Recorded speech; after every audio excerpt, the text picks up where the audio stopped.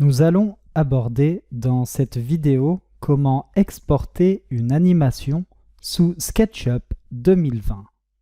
Sur SketchUp, dans le projet de cette formation, nous avons donc créé une certaine quantité de scènes, allant de la scène vue isométrique 1 jusqu'à la scène vue isométrique intérieure salon.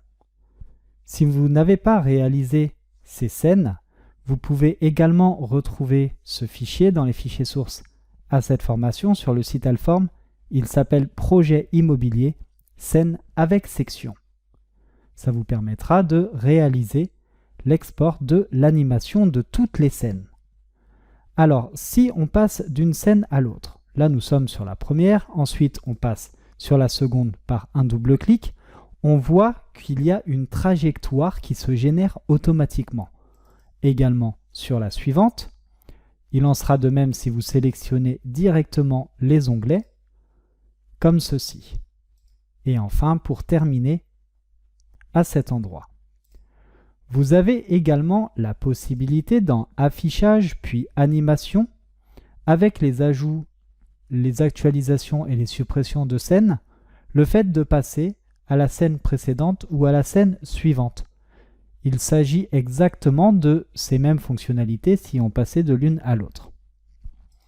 Toujours dans les animations, vous avez également Lire. Lire va vous permettre de lire l'intégralité des scènes les unes après les autres.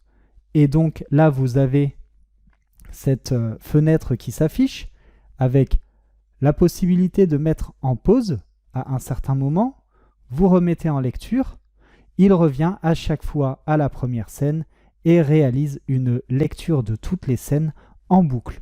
C'est en quelque sorte une prévisualisation sur l'animation que vous allez pouvoir créer. Ici, on clique sur Arrêter, il arrête à l'endroit où vous cliquez. On se remet en vue isométrique 1 pour se remettre au point de départ.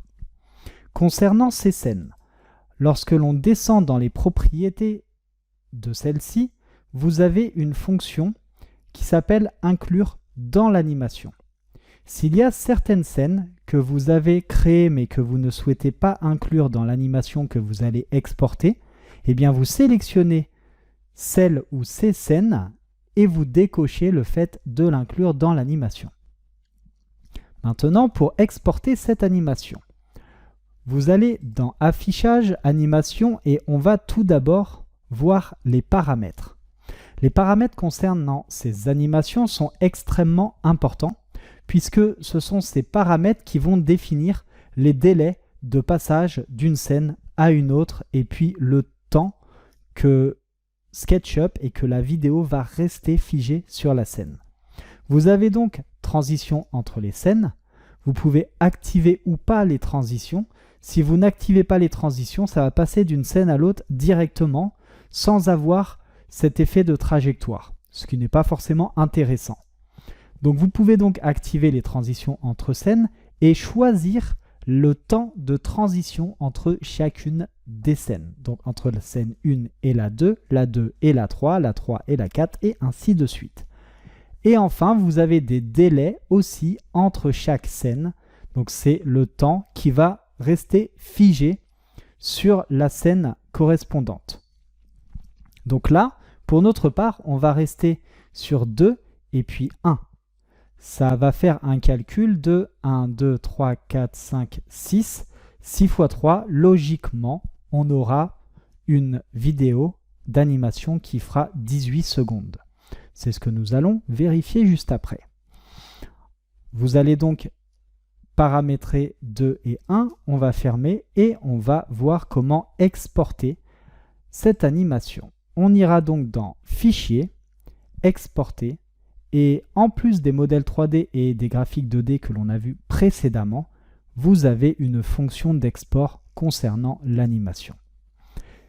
Vous allez avoir donc la possibilité de nommer cette scène, donc cet export, cette vidéo. Donc là, je l'ai déjà réalisé auparavant, parce que comme ça nous permet tout simplement de voir une fois après avoir cliqué sur exporter directement la vidéo. puisqu'il faut bien s'imaginer que l'export de la vidéo, en fonction du nombre de scènes, prendra un certain temps. Juste pour info, là, pour 18 secondes, ça prendra entre 1 minute et 1 minute 30 de génération en fonction de votre carte graphique et de votre processeur. Vous avez donc le fichier vidéo qui est un .mp4 en 264.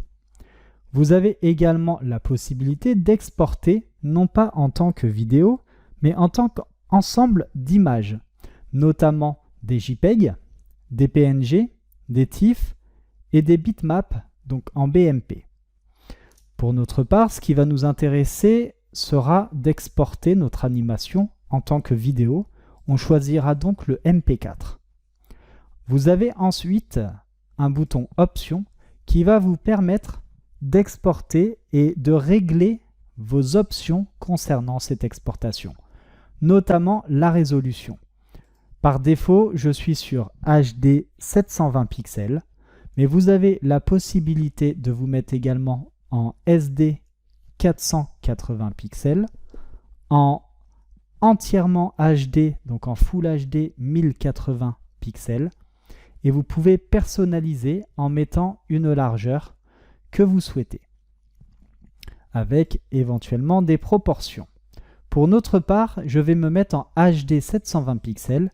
La proportion est automatiquement avec une largeur de 16/9. Ensuite, le 720 pixels prend donc en largeur 1280 et sur la hauteur, comme le dit les 720 pixels, il est à 720. Vous pouvez ensuite spécifier tout simplement le multiplicateur d'échelle de ligne. Là, je suis à 1. Et vous aurez la possibilité d'afficher l'aperçu de la taille du cadre. Il s'affiche donc comme ceci et vous allez donc voir que votre vidéo sera contenue dans un cadre comme celui-ci.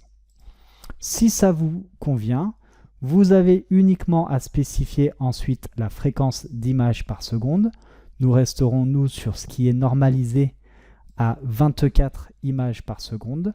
Vous pouvez boucler sur la première scène, c'est-à-dire qu'il va démarrer de la scène 1, qui est la scène vue isométrique 1. Ensuite, il va dérouler toutes les scènes et à la fin, il va revenir sur la position initiale de la scène 1. Vous pouvez ensuite lui dire de générer un anti-crénelage en cochant opération anti-crénelage et toujours proposer les options d'animation oui ou non. Ensuite, une fois que vos options d'exportation sont bien paramétrées, vous cliquez sur OK et vous allez cliquer sur Exporter. Automatiquement, SketchUp va dérouler l'exportation. Il va même vous dire le temps estimé que va mettre cette exportation et il va également au fur et à mesure vous donner la taille estimée de votre fichier. Ici, j'ai donc une taille qui est estimée à environ 15 mégaoctets. Le temps, là, je vais mettre 4 minutes, tout simplement parce que forcément, j'ai d'autres logiciels qui sont en cours sur mon PC. Mais sinon, il faut savoir qu'en 1 minute à 1 minute 30, il est possible que votre vidéo soit générée.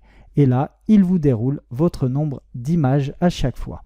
Pour ma part, je vais cliquer sur Annuler, puisque je l'ai déjà réalisé et je vais vous montrer donc ce que cette vidéo donne directement à l'écran. On peut vérifier que la taille fait bien 18 secondes. On va donc la mettre en route et visualiser l'animation de l'intégralité de nos scènes dans un fichier vidéo qui est le .mp4.